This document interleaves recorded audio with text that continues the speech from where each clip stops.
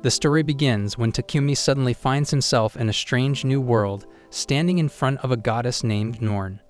What a sight to open his eyes to. Norn immediately says she's really sorry because this whole thing was a big mix-up. She explains that when someone uses a summoning spell, it grabs random people from Earth and brings them to this world. But Takumi's life was actually pretty good back on Earth, so he wasn't supposed to be part of it. There was some kind of mistake, and he got pulled here anyway. It turns out the Holy Sidonia Empire just used the summoning spell without thinking, and that's why Takumi is here with all the other summoned people, even though he shouldn't be. Since Takumi was never meant to be summoned, Norn brought him up here instead, while all the other summoned heroes went straight to Sidonia. Takumi asks her if she can just send him back to Earth since he was summoned by mistake, but unfortunately, she can't do that.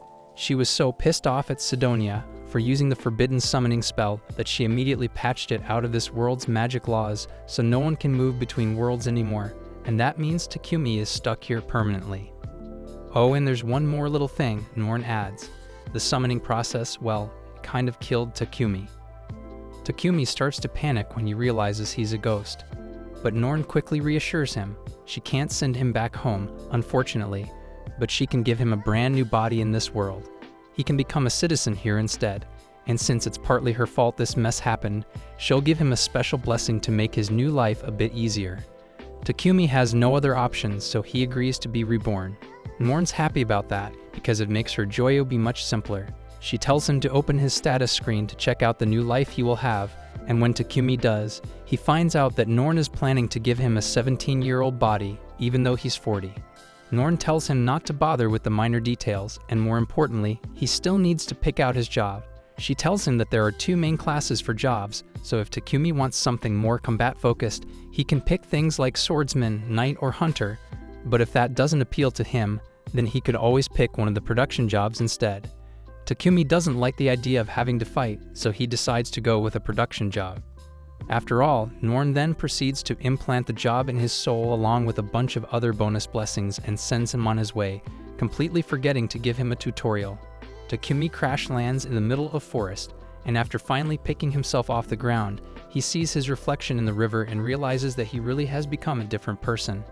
And he doesn't have Eris anymore. He decides to make the best of his new life and goes to look in the bag Norn dropped off with him to see what's inside. In the bag, he finds some food rations and some money, so it looks like he doesn't have to worry about starving for now.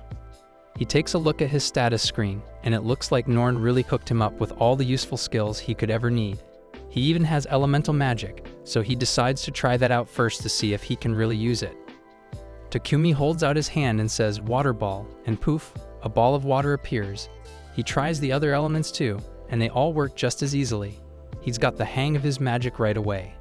Now that he knows what he can do, Takumi needs to figure out what to do next. He decides to walk to the closest village. As he's walking, he sees a stick lying on the path. It looks like a really good stick, so he uses his appraisal skill to check it out. Wow, it's Trent wood. It comes from a special monster, and it's perfect for making magical things like wands and spears. Takumi decides to try out his modeling skill. He picks up the stick, and using his magic, shapes the wood into a spear. Since the wood works so well, Takumi decides to scan around to see if there are any other useful plants nearby, and he finds a ton of them. So he spends the next hour picking them, but now he doesn't know what to do with all these. It definitely won't fit in his bag, so he might have to leave them behind.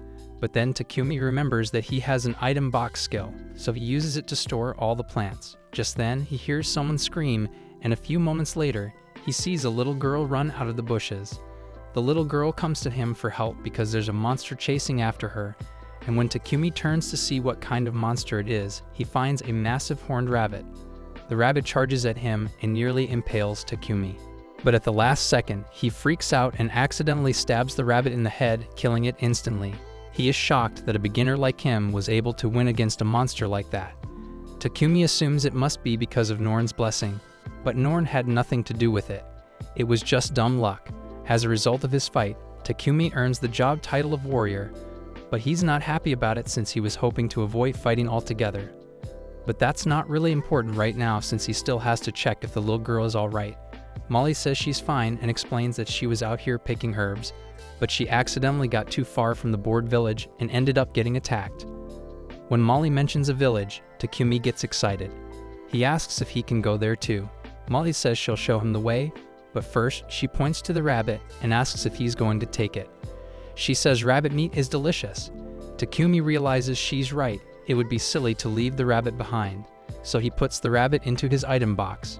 Right after he does it, he remembers he was going to keep his item box a secret. Oh well, too late now. Takumi and Molly start walking to the village. Meanwhile, in the Empire of Sidonia, all the other people who were summoned are arriving. They're totally lost and confused about what's happening. None of them are hurt, but they have no idea where they are, and all of a sudden, they hear someone call out to them as heroes. A woman approaches and tells them that they are no longer in their original world, and that they have been summoned to use their power as heroes to save this world. She introduces herself to them as the Empress of the Sidonia Empire, Elizabeth, and one look on her face makes the kids realize that she's shady as hell. Just then, a unique skill kicks in, and it seems Norn granted her the blessing of revelation. So if she follows her gut instinct, she will naturally arrive at the right answer, and right now, Akane's gut is telling her that Elizabeth is a backstabbing, so she can't be trusted. Meanwhile, Takumi has arrived in the Borg village, and Molly's parents come out to thank him for saving their daughter. Molly's dad introduces himself as Banga, and his wife overhears Martha. The villagers think Takumi is very mature and responsible, traveling all this way by himself. Takumi asks if he can stay in their village for a bit since he doesn't have anywhere else to go. They say he's welcome, but they don't have an inn. They offer to build him a house. Everyone gathers around a patch of empty land, ready to start building. Takumi wants to help, so he uses his earth magic to flatten the ground where the house will go. Using his magic on such a big area makes him almost faint. The villagers are amazed that Takumi can use earth magic so easily. Takumi asks if they think it's weird, but they tell him not to worry about it. It's totally normal, apparently. Since he has taken care of the foundation, the rest of them get to work assembling his house for him, and by the next morning, Takumi's house has been completed. Thanks to his carpentry, blacksmithing, and sewing skills, Takumi was able to make a good set of furniture for himself. But there's something else he's been meaning to try out. He got a bunch of ores from the village blacksmith Boban, so he wants to try using alchemy to extract the metal. He's got iron ore, silver ore, copper ore, and even some magic iron ore, so if he starts off with the iron and tries to make an ironing gut from it. Usually, getting metal from rocks takes a big oven and a lot of time, but Takumi uses his alchemy skill, and he can do it instantly. It uses up a lot of his magic power though. His first try works perfectly. Takumi is thrilled and wants to keep getting more metal so he can make things later. He's really excited about it. A couple of hours have gone by, so Molly comes over to Takumi's house to bring him some dinner. But when she opens the door, she is shocked to find him passed out on the floor, looking like he's been sucked dry. Takumi had overdone it with the ore extraction and nearly died from mana depletion, but Martha and Banga gave him a recovery potion, so he's alright now and can keep practicing his alchemy, although they made him promise not to overwork himself anymore. Over time, Takumi extracted a bunch of iron, copper, and even a bit of gold too, so he was able to make a ton of useful tools with them. Once he was done with alchemy practice, he would spend time with Boban in the forge, learning how to make all kinds of weapons. The play turns out really well, and once Boban is done making the sheath, it will be complete. Takumi's blacksmithing skill is now at level 40, so he's done practicing that for now and decides to move on to something else. He goes over to Banga and asks if he can borrow a couple of potions, and Banga has no problem lending him some, but all the potions are basic, so he won't get much use out of them. Takumi tells him that that's fine since all he needs is a template for what a potion should look like. He's thinking of making some potions of his own with all those herbs he gathered in the forest, and Banga is happy to support Takumi in any way he can, so he offers to buy some potions from him if he completes the first batch. Takumi thanks Banga, and after he gets the basic potion, he starts working on his own version. He makes it with some cup leaves and water, and when he's done, he puts it in a glass jar so he can compare it to the one he got from Banga. Both potions are blue, but Takumi's is way more blue than the one from Banga. His potion also seems to have magic in it, which is interesting. Takumi's not sure if that's a good thing or a bad thing. He needs to test it, but he doesn't want to die if it's poison. His solution? Build up his poison resistance. He'll do that by eating the potion until he's almost dead, then use healing magic to fix himself. He's been doing this for hours, and he feels terrible. But hey, there's a silver lining. All that healing magic has given him a new skill, purification. That'll definitely be useful later. As Takumi stands up, he hears a noise. A huge, angry boar is staring right at him. Takumi grabs his spear, ready for a fight. But as the boar charges at him, and he tries to use the spear, it shatters on contact, leaving the boar unharmed and Takumi without a weapon. He tries to use all the magic he has available to him, but none of them do any damage to the boar, so he's starting to panic here.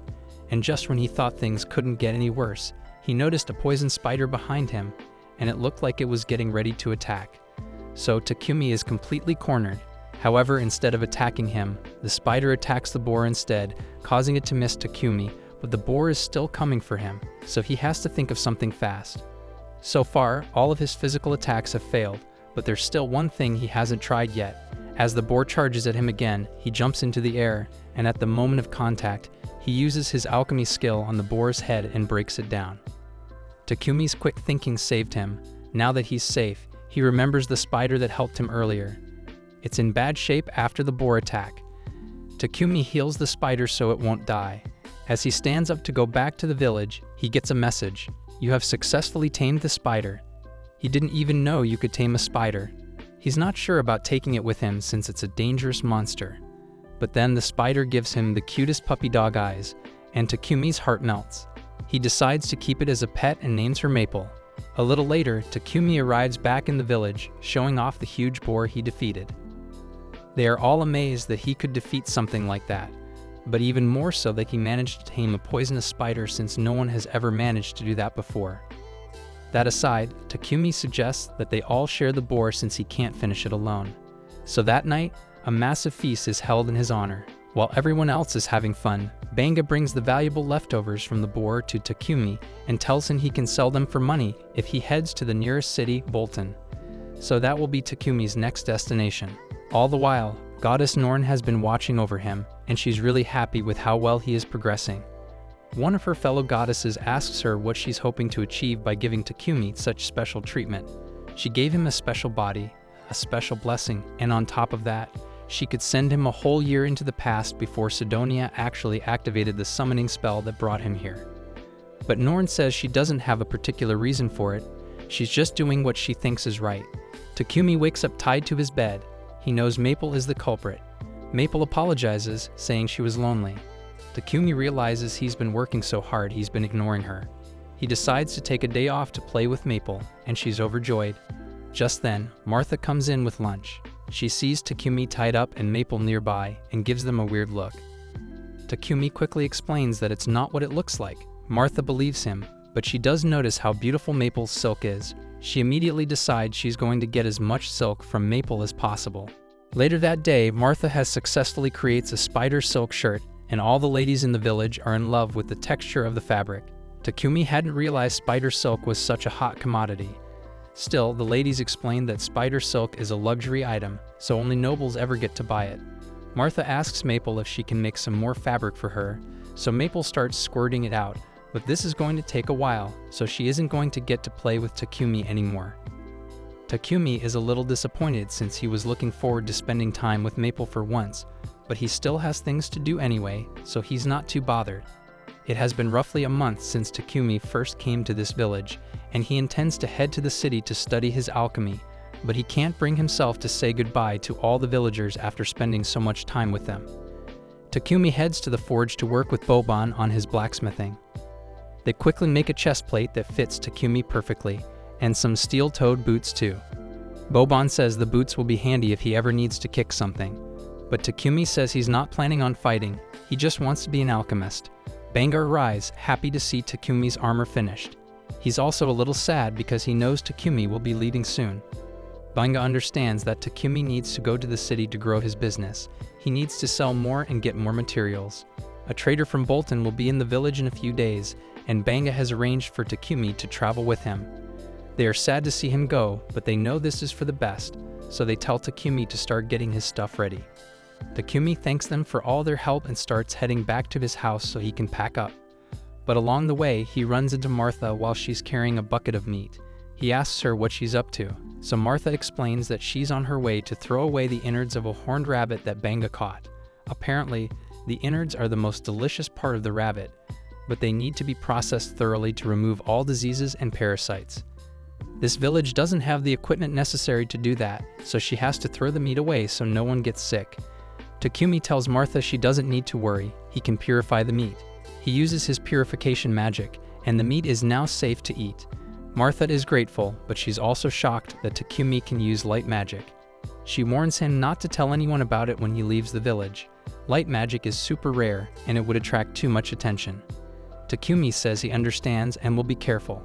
But while he's still there, he wants to use his magic to help the villagers. He uses earth magic to build a strong brick wall around the village for protection, and he also creates a water pump and other helpful things to make their lives easier. By the time he is done, this place looks like a whole new village. When the merchant, Pepek, arrives, he can barely recognize the village.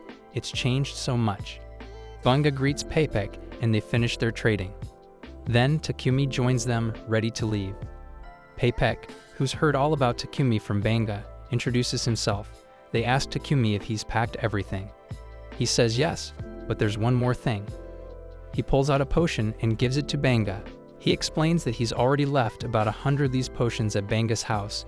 If anything bad happens, Banga should use them to heal people. Pepek is stunned by the potion. He asks to examine it closely and confirms it's a very high-level potion. Although Takumi doesn't seem to realize it, the rest of the villagers soon show up to bid Takumi farewell. So Pepek says he will wait for them to finish their goodbyes before he leaves. Molly says goodbye to Maple, who's sleeping in Takumi's sack, and Martha hands him an outfit she and the other ladies made for him out of maple silk. Takumi is really grateful for their thoughtful gift and thanks everyone once more for being so kind to him. Even though they haven't known him long, he then gets in the carriage, and all the villagers give him a huge send-off, telling him he will always be welcome in their village. As Takumi had for Bolton, Pepek mentions that the people of that village seem to really love him. Even the others in the carriage can tell that Takumi was practically family to them, and such a goodbye really tugs at Heath's heartstrings. By the way, these guys are heading for Bolton as well, so the blonde guy introduces himself as Heath, the redhead is Real, and the gloomy-looking guy over there is named Booger. They are all part of a C-rank party named Lion Fang, and they are currently acting as Pepek's bodyguards. Although this region is pretty peaceful, so there isn't actually much for them to do, Real notices that Takumi is holding onto his bag really tightly.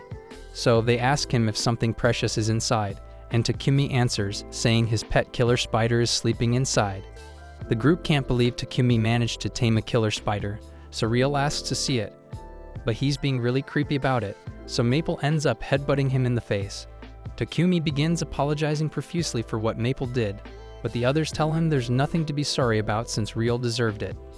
In fact, Heath wouldn't be surprised if Maple's encounter with Real makes her fear all humans from now on, but that doesn't seem to be the case, since she seems to have taken a liking to Booger.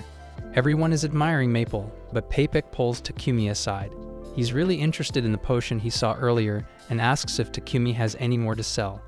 Takumi's happy to sell some, but just then, a horse-drawn carriage stops nearby. It looks like trouble. A group of goblins is surrounding the carriage, ready to attack, but the people traveling with Pepek seem thrilled. They're excited to finally do something. They tell Takumi and Pepek to relax and let them handle it. About 20 goblins are out there, so they're confident they can win. They jump out and start fighting. Real shoots arrows, taking down goblins one by one. Boover and Heath charge in with their mace and axe, attacking the rest. Overall, it doesn't take long for them to wipe out all the goblins, so once they are done, they get to work dissecting the goblins so they can collect the magic stones. And from what Maple has seen so far, she really likes Booger, she hates Real, and she doesn't really care about Heath. Shortly after, everyone gets back on the carriage, and their journey continues for the next 3 days until they finally arrive in Bolton. Once they enter the city, the members of Lion Fang head to the Adventurers Guild to report the success of their bodyguard mission, and Takumi follows them there since he needs to register with the guild to stay in this city. He would have preferred to register with the Alchemist Guild, but there isn't one here, so he's going to have to become an adventurer instead. The receptionist Hans tells Takumi he can use his Adventurer Guild card for ID. As long as he does one simple quest each month, it'll stay valid. Takumi registers as an adventurer and registers Maple as his pet too. Registration done, Takumi goes to Pepek's trading company to talk business about the potions. He has about 100 of each of 3 different kinds of super high quality potions. Paypek offers 10 silver coins each for the healing and stamina potions, and 50 silver coins for the mana potions. Takumi does the math and realizes he'll make over 7 million yen. He thinks that's crazy money, but Paypek says he could have made even more if he was already known as a good potion maker. On that note, since Takumi intends to become a producer in the city, Paypek recommends that he get a house with a workshop attached for convenience reasons, but Takumi hadn't even thought about where he would be living once he got here.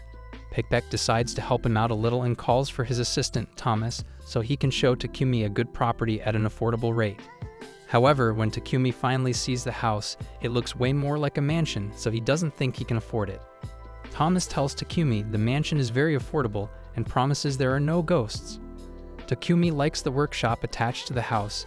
It's perfect for his alchemy. He can definitely afford it after selling all those potions to Paypek. After thinking it over, he tells Thomas he'll buy the mansion. Thomas is pleased and says he'll get the paperwork ready right away so Takumi can move in tomorrow. As they walk through the city, Takumi smells something awful. Thomas notices Takumi's discomfort and explains that the smell is coming from the sewers. Rich people have magical purifiers to cleanse their sewage, but the main city sewers have no such luxury. Magic purifiers are really rare since they are only found in ancient ruins and dungeons, so they are too expensive to implement in the city sewers. Some priests are periodically hired to manually cleanse the sewers with purification magic, but the sewers are still filthy most of the time. The next day, Takumi and Maple move into their new house, and the first thing Takumi wants to do is find a solution to the sewer problem. He gets a piece of quartz and clay from Paypek's company, and after using magic to shape it, he uses fire magic combined with space-time magic to bake it quickly. After doing that for a while, Takumi's mana was completely drained, so he had to drink a couple of mana potions. On the plus side, Takumi finished making something cool, a modern toilet. Suddenly, he hears Paypek yelling from the living room. He rushes in to see what's happening and finds Paypek completely wrapped in Maple's silk. Takumi asks Maple why she did that. She thought Paypek would have fun. It's true that the silk is soft and comfy, and it did put Paypek to sleep, but that's still not okay. Takumi apologizes to Paypek. Paypek says it's fine, but being suddenly wrapped up like that was a little scary. He really needs to use Takumi's restroom, but as soon as he goes in, he comes running back out asking, "What is this amazing thing?" Takumi shows him and explains, "This, my friend, is a toilet." He attached it to a magical purification device so it automatically cleans itself once you're done with your business. Basically, after you take a dump, it uses purification magic to break down your waste into inorganic materials, and then that gets flushed down the drain. The system makes sense to Paypek, but the only way someone could possibly have made such a thing would be if they had an aptitude for light magic. Takumi realizes he may have messed up since Martha clearly warned him against using his light magic openly, so he asks Paypek to please keep this a secret for him. Paypek understands why Takumi would want to keep his abilities a secret, so he promises not to tell anyone, but he absolutely must have some of these toilets, so he asks Takumi if he can make 100 of them for him. Paypek really wants more toilets. Takumi is a little unsure because making even one was a huge job, but Paypek keeps asking, so Takumi says okay as long as Paypek gives him all the stuff he needs to make them. Paypek is thrilled, but he says Takumi can't make all those toilets alone. He suggests Takumi should get a slave to help. Takumi is shocked. He would never own a slave, but Paypek explains that if Takumi wants to keep his magic a secret, a slave would be the perfect assistant. Slaves have to keep secrets. Paypek emphasizes how special light magic is. It means someone was chosen by a god. It's a big deal, and keeping it quiet is important. As such, the Church of Divine Light would probably come after Takumi to force him to work for them. They make a lot of profit by monopolizing purification magic, so Paypek doubts they would be happy to learn that commoners can have access to cheap purification through Takumi's toilets. But Paypek already has an idea of how to get around the church, so Takumi doesn't need to worry about it for now. The most important thing is making sure that the church doesn't find out about his light magic. Paypek says a slave is the best way for Takumi to keep his secret, but Takumi is completely against slavery. He says he'll just do all the work himself. Suddenly, his guild card lights up. He checks it and sees a message. He has to do a verification quest to stay an adventurer. Looks like he won't have time to make all those toilets by himself, so he changes his mind and agrees to buy a slave. Peipek takes Takumi to the Mune Trading Company, saying they're the most ethical slave traders. Peipek goes to talk to the owner to get a good price for Takumi. While Peipek's busy, Takumi wanders into the garden. It's beautiful. He sees a pretty elf girl sitting on a terrace. But as soon as she sees him, she tells him to go away. A little while later, Peipek introduces Takumi to the owner of the slave trading company, Mune, and tells her that Takumi is interested in purchasing a slave from her. Although he mentions that Takumi was really reluctant about the idea of purchasing a slave, Mune asks him if there's a specific reason for this. Takumi explains that in the land where he comes from, selling and buying people was abolished long ago, so doing it here doesn't sit right with him. Mune can understand Takumi's concerns, but she assures him that in this nation, at least the rights and privileges of slaves are preserved to some extent. It works like this. The owner pledges to respect the slave's basic rights, providing food, clothing, and shelter, while the slave pledges to fulfill their duties. Mune explains what's in the slave contract. It clearly lists what the slave has to do. It also says that neither the owner nor the slave can seriously hurt each other. Takumi is happy about this. It sounds like a regular job with some extra rules. Mune explains there are different kinds of slave contracts. Some people become slaves because they owe money. They work until they pay it back. Other contracts are forever. These are usually for criminals or people captured in war. But most slaves were people who were captured by bandits. Peck thinks the best contract for Takumi is a war slave contract because those slaves can only be freed if their owner says so. And while Mune could certainly make that happen, she asks why there is a need to make sure the slave can never leave. Takumi, Peipek starts talking about how talented Takumi is with production and how he doesn't want his secrets to be stolen, but Mune wants to hear the reason from Takumi himself. Takumi explains that he is a producer, so naturally he would like to focus on his work as much as possible. But that's a little hard to do since he also has to fulfill quests from the Adventurers Guild. He's currently living in a mansion, so he will need someone to help manage it while he does his work, and due to the particular skills he possesses, he would like to make sure his slave can't tell anyone about him. Additionally, since he will be taking on quests from the Adventurers Guild and harvesting ingredients himself, he also needs his slaves to be capable fighters so they don't get hurt when they accompany him. Mune realizes that Takumi has no ill intentions, but there's no way she's allowing him to force a single slave to do both housework and combat, so she'll only work with him if he agrees to buy 2 separate slaves instead. That being said, she knows someone who would be perfect as Takumi's housekeeper, so she calls for Maria to come into the room. Maria was forced into slavery as a child and has been trained in reading, writing, math, and general housekeeping, so she'd be a good fit for the job. Maria tells Takumi that she can handle all the housework in the mansion on her own, and Takumi is happy to hear that. However, he notices that she seems a little off, so he asks her if something is wrong. Maria asks if something is bothering him, and Takumi tells her that he's just confused because, with how cute and capable she is, he doesn't understand why no one has bought her yet. Maria gets embarrassed when Takumi calls her cute, and Takumi quickly apologizes, realizing it might have been inappropriate. Maria calms down and assures him that she can only do the housework outlined in her contract and nothing more. Takumi says that he's fine with that because he just wants her to do the housekeeping work, but Maria insists that she won't do anything else, and she wants to make that clear. Takumi doesn't understand why she's talking about it so much, especially since Mune already explained how these contracts work. Then, out of nowhere, Maria blurts out that she can't sleep with Takumi. Now, Takumi gets embarrassed as well, but he assures Maria that he really does only want her as a housekeeper, not a meat keeper. With that said, Takumi asks Maria if she still wants to form a contract with him, and she says she'd be happy to work with him. Now that that's settled, Mune says she'll begin working on the contract for Maria, but as for the battle servant, she says she unfortunately doesn't have anyone who fits the description. Maria hears Mune say this and calls BS because she knows Sophia is still here. But Mune doesn't take kindly to being called out, so she tells Maria to go back to her room and start packing her things. Once Maria is gone, Takumi asks Mune if what Maria said was true, and Mune admits that there's a battle slave in the building, but she doesn't think Sophia would be a good fit for Takumi since she's got a lot of problems. Mune wants to end the discussion here, but Takumi is kind of curious about Sophia, so he asks to see her. Mune reluctantly agrees to take Takumi to meet Sophia, and when they arrive at her room, Sophia is surprised to see that the visitor is the boy she met in the courtyard earlier. Mune informs Takumi of Sophia's history, and explains that she was captured as a slave of war in the battle between the Kingdom of Triara and the Kingdom of Yugur. Even though this all happened over 50 years ago, Takumi is surprised to find out that Sophia is actually more than 50 years old. Mulan explains that the Kingdom of Yugur was an elf nation, and elves naturally live for a long time. She goes on to say that Sophia has not been able to form a contract with anyone because of a bad scar on her ears, and because her right hand and left leg don't move properly. This would already make her less desirable for anyone looking to buy a battle slave.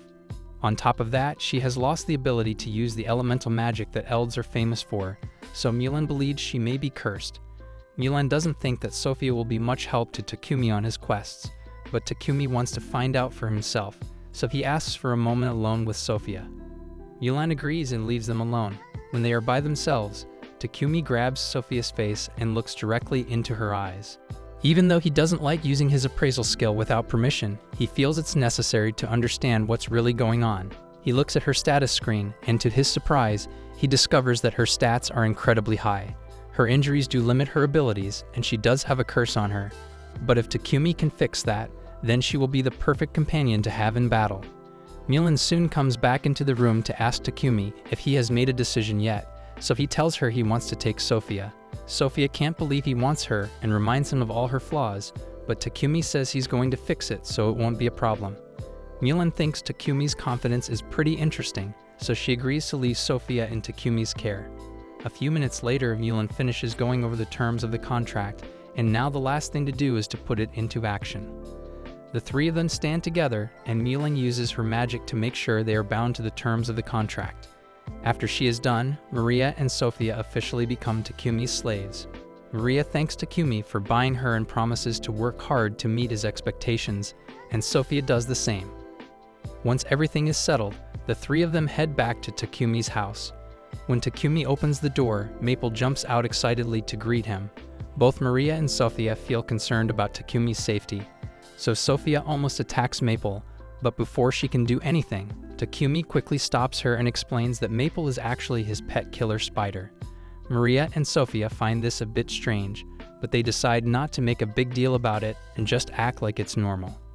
A little while later, Takumi shows them to one of the empty rooms in the mansion. Sophia and Maria really like it, so Takumi tells them that Sophia can have this one and Maria can take the room next door. Neither of them can believe that Takumi is willing to give them their own rooms, but it's not like he's using the rooms anyway, so he thinks it would be nice if someone got some use out of it at least. Additionally, there is also a large bath, so he tells them that once they are done unpacking, they can use the bath whenever they like, and Maria is really excited about it. Later on, after a while, Sophia and Maria get into the bath, and while they're relaxing, Maria talks about how happy she is that Takumi bought Sophia as well. She admits that, to be honest, she thought Mulan would never let Sophia go. For the last 50 years, no matter how much anyone offered, Mulan had always rejected anyone trying to buy Sophia. So Maria thinks that for Mulan to sell Sophia to Takumi, there must be something good about him. Sophia agrees that Takumi seems kind, but she's still not sure about him. They don't know much about his past, and while Mulan was making the contracts, Sophia happened to see Takumi's file. She noticed that most of his history, like where he's from and his family background, was left blank. This makes her think that Takumi might be hiding something important. After they finish their bath, they leave the room and are surprised to see that Takumi has already made dinner for them.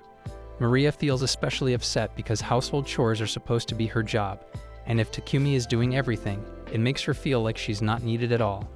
Takumi tries to explain that he just wants to make her first day easier, but if it makes her feel better, he will let her take care of the chores from now on. He asks them to sit down so they can all have dinner together, but Sophia is hesitant since servants usually don't get to eat at the same table as their master.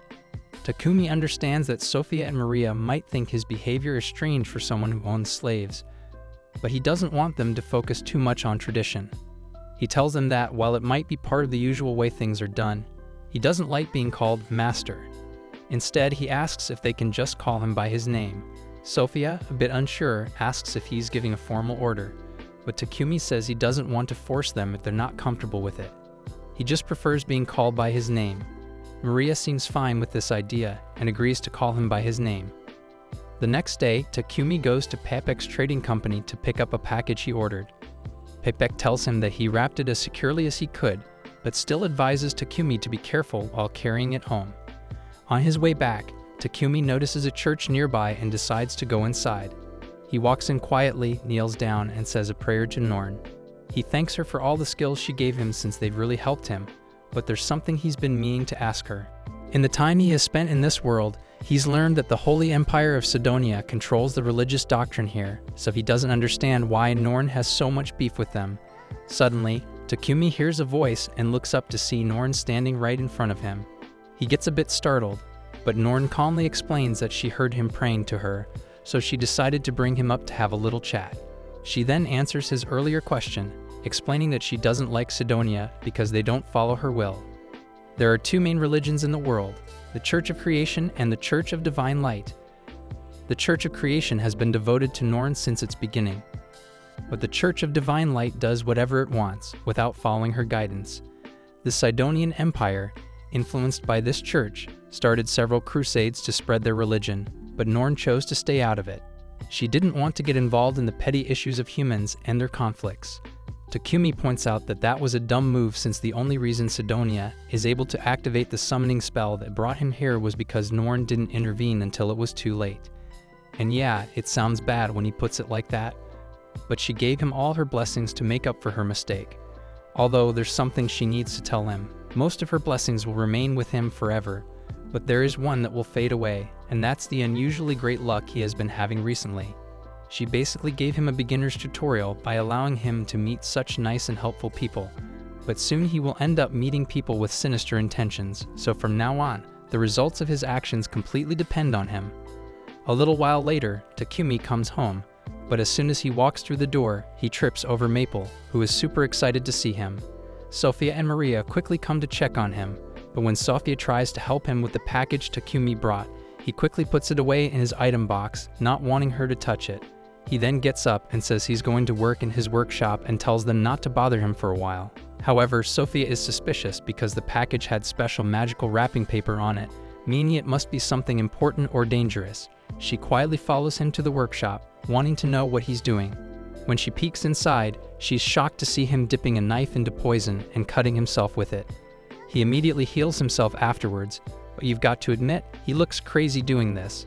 So as soon as he randomly mentions Maria's name, Sophia thinks he plans to do something to her and attacks him, or at least she tries to, but she faints from exhaustion almost immediately, so she just collapses on top of Takumi. Takumi checks her status to figure out what's wrong with her, and he discovers that she is suffering from extreme exhaustion, likely due to her curse. A wound like this normally wouldn't be that difficult to heal, but because of the curse, it takes a lot of effort for Takumi to finally heal her hand, and once he's done, his light magic levels up. He later carries Sophia up to her room, and since his light magic leveled up, he now has enough power to dispel her curse.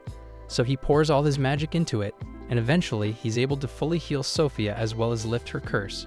She's still unconscious due to the exhaustion, but she should be fine once she gets a little rest. A couple of hours later, Sophia wakes up, and when she sees Maria, she quickly warns her to run because, from what she saw, she's sure Takumi is a complete lunatic. Maria doesn't understand what Sophia is talking about, but she believes Takumi is a good person more than ever. She holds up a mirror to show Sophia what Takumi did for her, and to her surprise, she realizes that her body has healed and her magic has returned. Maria then goes outside to talk to Takumi, and he confirms that he did, in fact, remove her curse.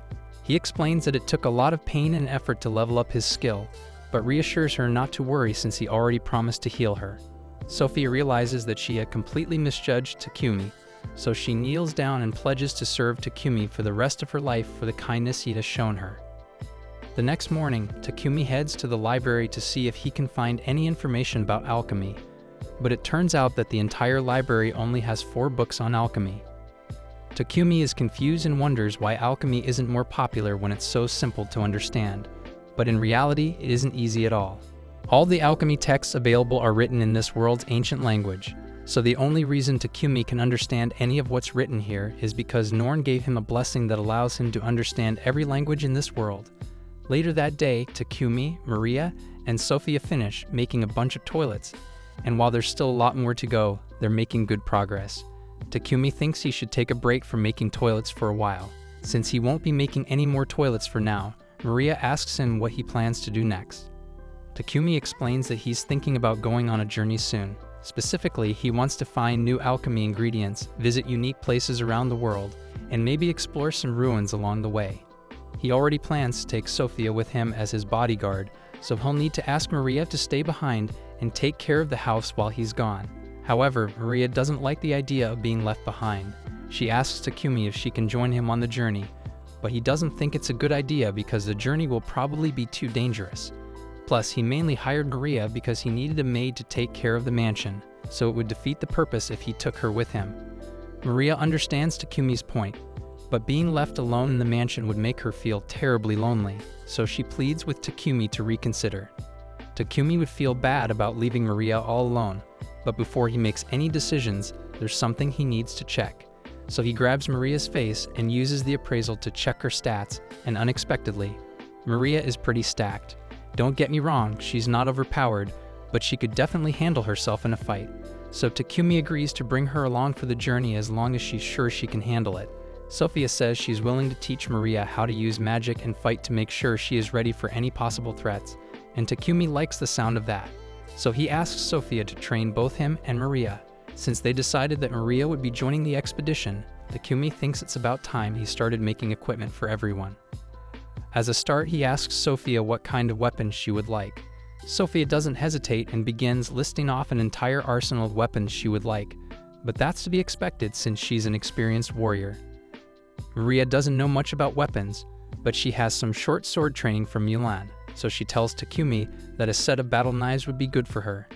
However, Sophia points out that only having battle knives would put Maria at a disadvantage because they don't have long reach.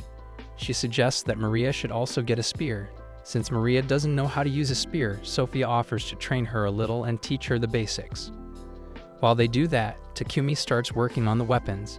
It doesn't take him long to finish crafting the blades, but it takes a lot of his mana, so he has to drink a mana potion to recover before he can keep working. The next step is for Takumi to put an attack and auto-repair enchantment on the blades so they don't need as much maintenance. Once that's done, the blades are ready. Now Takumi moves on to making the handles, but since Maria asked for battle knives, he realizes she will also need sheaths for them. And even though Takumi is a gentleman, he's still a man of culture, so imagining Maria's thick thighs with knives on them nearly makes him pass out. Moving on, the next thing he needs to make is the armor for the girls, but rather than simply asking them to let him measure their sizes, Takumi has a much better idea. He opens up his item box and pulls out 2 life-size dolls of Maria and Sophia he had already made with his appraisal skill, but doesn't ask why he made them. As for the armor itself, Takumi plans to make it using maple silk and some of the hide he got from the armored boar, and when it comes to the design, he's never had the chance to make armor for others before, so he decides to let his mind run wild and try out all his outfit fantasies with those dolls. After several days and multiple redesigns, Takumi finally finishes the armor for Maria and Sophia, and it looks amazing on them. He asks if they like it, and both are surprised at how well it fits, especially since Takumi never asked for their measurements.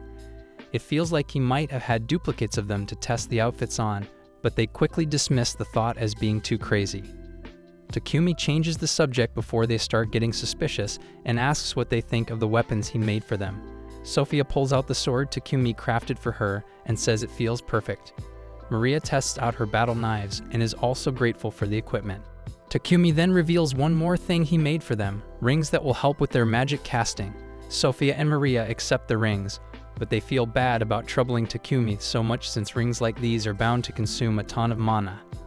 Takumi admits that it was exhausting, but it helped him level up his ice and lightning magic, so it was well worth the effort.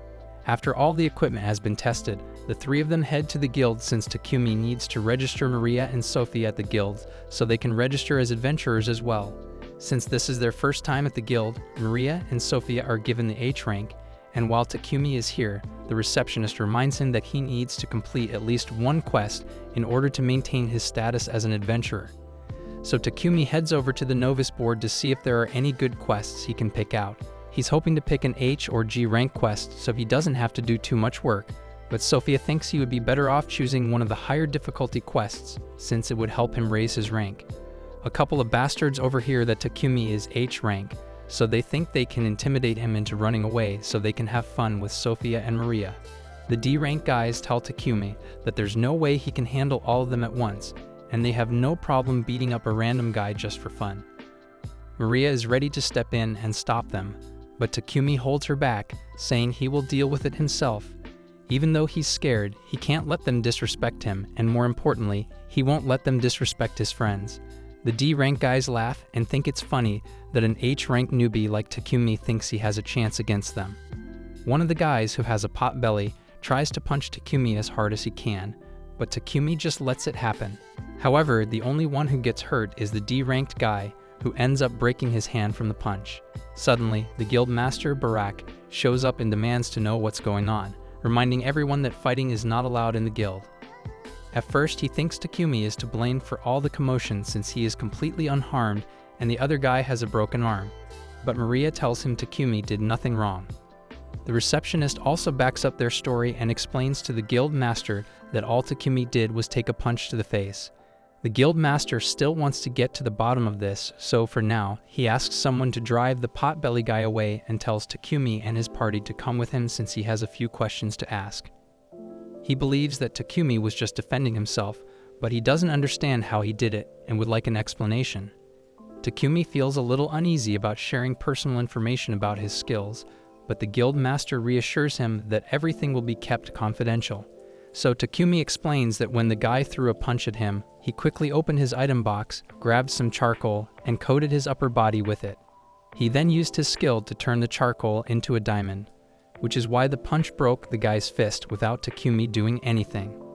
While they're discussing this, the guild master suggests that Takumi should be promoted to D rank immediately, since his skills clearly show he deserves it.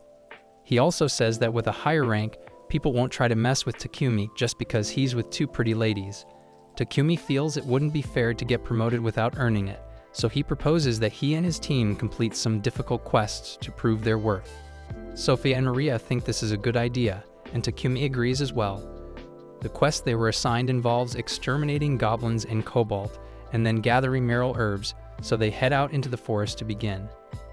Maple acts as the group scout and warns them that there is a group of 4 goblins ahead. Sophia takes the initiative and volunteers to handle the first 2, so she dashes forward and cuts them down in one swing. The remaining 2 are tripped up by Maple's web, and once they fall to the floor, Maria and Takumi stab them through the neck. Takumi is glad they are doing so well against the monsters, but with that said, they've been encountering way too many monsters out here. They've already killed nearly 100 goblins and kobold, so Sophia thinks there must be a monster encampment nearby. And if that is the case, then there is likely also a goblin general there. A goblin general is a strong C-rank monster, and normally, it would take at least 5 D-rank parties to defeat it. However, Sophia believes they have a good chance because of her powerful spirit magic, Maria's earth magic, and Takumi's elemental magic. Even though Takumi is still a little unsure about fighting such a tough opponent, he agrees to go along with it because both Maria and Sophia are so confident in their abilities. Plus, they still have Maple to help them. But just then, Maple tells Takumi that she is about to evolve and won't be able to fight anymore. Takumi understands, so he opens a pocket dimension for her to rest in. Sophia and Maria are both curious about how Takumi learned to make pocket dimensions, but he just brushes it off and says it's one of his skills. He also tells them that without Maple's help, they won't have as much support as they thought. Still, Sophia insists that they can still succeed. They soon arrive at the goblin camp, and after a little reconnaissance, Sophia concludes that there are around 400 goblins here. Takumi asks her if they really have to fight all those goblins, and normally they would, but Sophia's reconnaissance also revealed that there are no humans in the area, so they are free to blow this place up with magic. The 3 of them prepare their strongest attack spells, and all at the same time, they unleash hell on the goblin camp. By the time they are done, almost all the goblins have been killed, so the only ones left are the goblin general and a few of the goblin knights. Sophia says she will handle the goblin knights, so Takumi is left to deal with the goblin general, and rather than fight it with his spear, he opts to just set it on fire to finish it off. After confirming that all the goblins are defeated, they collect the magic stones and head back to the guild, but they are all extremely tired from the hard work. Han is amazed that they finished the quest and even defeated a goblin general in just half a day. He asks them to come to the meeting room because the guild master wants to talk to them. When they arrive, Barak is both impressed and upset, especially since Takumi took on the whole goblin camp alone. Just as he is about to scold Takumi, Maple suddenly appears from Takumi's pocket dimension. She has evolved into an airling, and everyone is excited to see her new form. At that point, Barak decides to let go of his anger about the reckless battle since it's clear that Takumi's group is far from ordinary. Once they get back home, Maria asks Takumi if he has any spare clothes since she wants to make underwear for herself and Sophia. But Takumi has a much better idea for an underwear design, so he offers to make it for her instead. Just then, Maple pops out of the pocket dimension and tells Takumi that Pepek is here to see him. So Takumi goes to meet with him, and is informed that the Lord of Bolton, Marcus Godwin, wants to meet with him. Takumi would like to avoid meeting Marcus Godwin, but given the situation, he has no choice. Takumi later arrives at Godwin's castle, and thankfully, Godwin seems to be a reasonable man. The first thing the guild master does is thank Takumi for making all those toilets, which greatly improved the town's sanitation. He also praises Takumi for taking down the goblin encampment, which could have become a big problem if it had been left alone. The guild master sees Takumi as a valuable asset to the nation, but warns him that Stonia will likely come after him soon. A few days later, Takumi finishes making the underwear for Sophia and Maria, but it turns out to be much harder than he expected. Sophia looks exhausted from the process. Both Sophia and Maria are really grateful and compliment him on the design. Without thinking, Takumi asks them if they want to try the underwear on now so he can see how it fits. As soon as he realizes what he said, he becomes embarrassed and quickly runs out of the room. Maria and Sophia, however, are a bit disappointed because they were totally willing to try it on if he had stayed. Takumi needed to chill, literally. So for his next project, he decided to make refrigerators. Once he finished, he showed them to the girls, explaining that these magical fridges would keep food fresh by keeping it cold. The moment they felt the cool air, they were all super excited. To build the fridges, Takumi combined iron, chromium, and nickel to create stainless steel, then powered them up with an enchanted cooling device. Sadly, his fridge still can't run Halo, but hey, at least Maria is thrilled. Now she can cook with fresh ingredients anytime she wants. Takumi plans to give one fridge to Maria and send 2 more to pack so he can sell them. But Takumi isn't stopping there. Sophia asks if he's working on something new again, but this time he's got upgrades in mind. Ever since that big fight with the goblins, he's been wanting to tweak their gear. And with their next journey coming up, he wants their equipment to be top-notch. So he's thinking of crafting a new set using mithril and adamantite. Takumi heads to the guild to see if Hans knows any blacksmiths who can work with adamantite and mithril. But since those metals are crazy rare, finding an expert isn't easy. If Hans had to guess, the only ones skilled enough would be the dwarves from Namstel. Too bad that's way too far for Takumi to travel. With no luck on the blacksmith front, Takumi is about to leave when Hans drops some interesting info. There's a city called Chor near the kingdom of Barula where he might find some mithril and adamantite. The only problem, the mines are off limits unless you're part of a blacksmith guild. But Hans has a totally hypothetical loophole if Takumi just so happens to take on a quest to clear out monsters from the mine and accidentally stumbles across some mithril while doing it. Well, no one could stop him from mining it, right? Right on cue, the guild master pops up with the perfect quest for Takumi. Turns out the guild is running low on wood, and winter is coming. Since trance, walking tree monsters roam around Horus's mines, Takumi can take them down and gather wood at the same time. Oh, and one more thing, since he's heading that way, the guild master also wants him to escort someone. Wait, an escort mission? Takumi's never done one before, and this is starting to sound like way too much work. The guild master explains that Lion Fang is already busy with another mission, so Takumi is the only one available for the job. With no way out, Takumi eventually agrees to the escort mission. But there's just one problem. He has no idea how long the trip to Horus will take. Hans breaks it down for him. By carriage, it's a 7-day journey. But if he rides a monster horse, it'll only take 4 days since they're twice as fast as regular horses.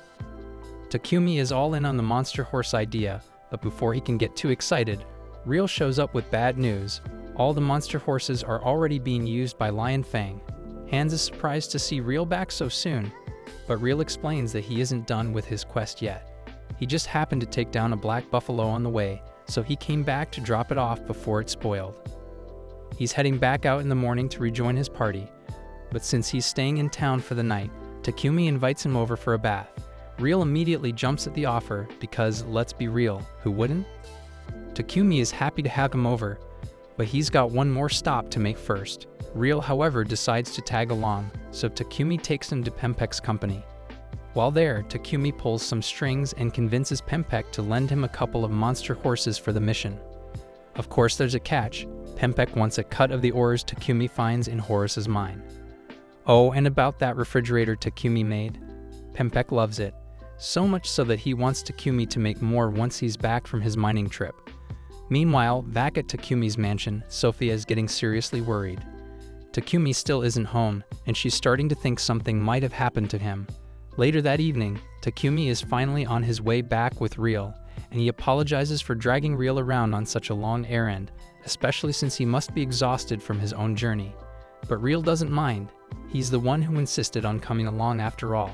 Just then, Real's instincts go on high alert. Someone nearby is watching them with serious hostility.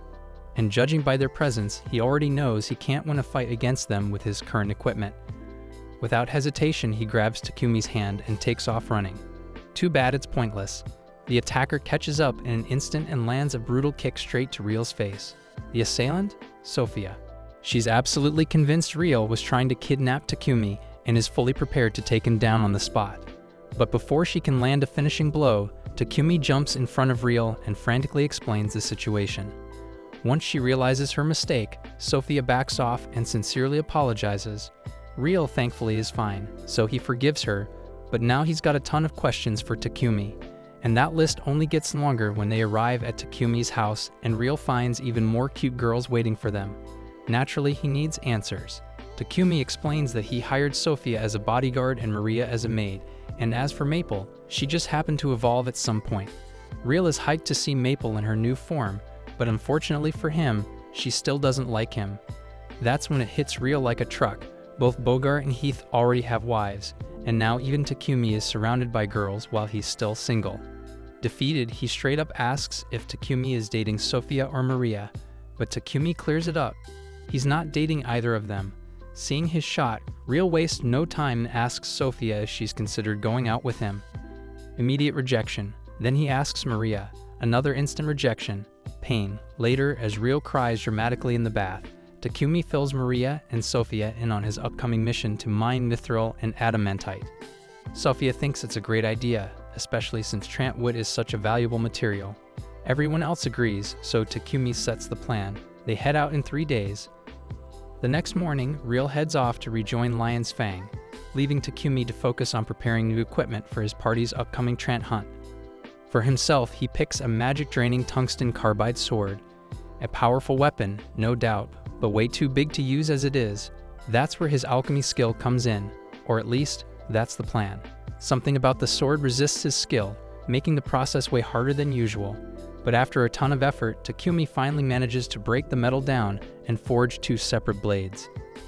These new weapons can drain mana from any opponent they cut, and while the process left Takumi completely drained, he's really happy with the results. 3 days later, it's time to set off. Takumi and his group meet up with Peck to pick up the carriage he promised them, and waiting inside is the guy they're supposed to escort. Takumi walks up to introduce himself, and the man gives his name, Gambo. With everything in place, the group heads out. On their way, they stop by a forest to complete their Trant hunt. As they enter, Sophia quickly spots a Trant trying and failing to blend in with the nearby trees. She points it out, and Takumi immediately charges in for the kill. The Trant fights back, but with Sophia and Maria covering him, Takumi takes it down with ease. But that was just one Trant. There are tons more hiding in the forest, and at this rate, hunting them one by one would take forever. Sophia suggests using magic, and sure enough, it works really well until they encounter something far worse, an Elder Trant. No matter how much magic they throw at it, the Elder Trant just keeps regenerating. Their only option? Cut it down in a single strike. Sophia tells Takumi to coat his sword in fire and go for the core while she and Maria cover him. With a perfectly timed attack, Takumi lands the finishing blow. The Elder Trant collapses, the hunt is complete, and with plenty of materials gathered, the group sets off once again. Upon arriving in Horrors, the group heads straight to the local Adventurers Guild, where Gambo spots a quest posted on the board, a mole extermination request. These mole monsters eat ores, making them a huge threat to the mines. But if they take on this mission, they'll also get official access to the mines. A little while later, the group is deep in the mines, and luck is on their side. It doesn't take long before they strike mithril and adamantite ore. But there's a problem. The ores immediately attract monster moles, forcing them to fight before the creatures surface. Takumi quickly comes up with a brilliant plan. The moment a mole pops out, he blasts it with light magic, blinding it completely. The creature collapses, making it an easy kill. The method works perfectly, almost too perfectly. With the fight over in seconds, Sophia and Maria are a little disappointed. They were hoping for an actual battle, but with Takumi's strategy, there's barely any action at all. With their mining mission a success, the group returns to Bolton a few days later. Not wasting any time, Takumi heads straight to Gambo's shop to learn how to work with mithril and adamantite. Gambo walks him through the metal extraction process, and after a ton of effort, Takumi successfully refines the ores into metal. With his new materials, Takumi gets to work, crafting all kinds of magic-imbued gear. Once everything is ready, he hands the finished equipment to Maria and Sophia. It's time to test it out. Sophia and Maria are blown away by their new armor. It's unbelievably light yet incredibly durable, and on top of that, it's imbued with magic. Takumi explains that he customized their gear to match their preferred elements. As for his own armor, he infused it with an ability called Thunderclap, which gives him insane agility. With this buff, Takumi can move at lightning speed, so naturally he tries to show off, but the universe has other plans. Instead of pulling off something cool, Takumi immediately crashes face first into a wall. Moving on, Takumi reveals the new weapons he forged, complete with custom enchantments. Sophia and Maria love their new spears, but Sophia has a special request. She's willing to risk her life to protect Takumi, so she asks if he can craft her a shield, something to help her guard him more effectively. Takumi agrees that it's a great idea, but he also reminds Sophia that she needs to value her own life just as much as his. Nolan, who has been watching Takumi this whole time, is impressed with his progress. He's getting stronger and stronger, and considering the battles ahead, he's going to need every bit of that power. Meanwhile, 1 year into the future, in the world where the other heroes were summoned, Akira and Yamato have just completed their training. Now, under orders from the King of Samander, they're being sent on a new mission. And let's be honest, it looks pretty evil. Back in Takumi's time, he finally finishes crafting the shields Sophia requested. However, upon seeing how exhausted he is after making them, Sophia feels guilty. She wishes Takumi had an assistant to help with all this crafting. Meanwhile, over in the royal capital, the Lord receives a letter from Sidonia. It turns out that word of Takumi's feats, and especially his purification magic, has spread far and wide. And though they don't yet know who Takumi is, one thing is certain. They're planning to take action against him.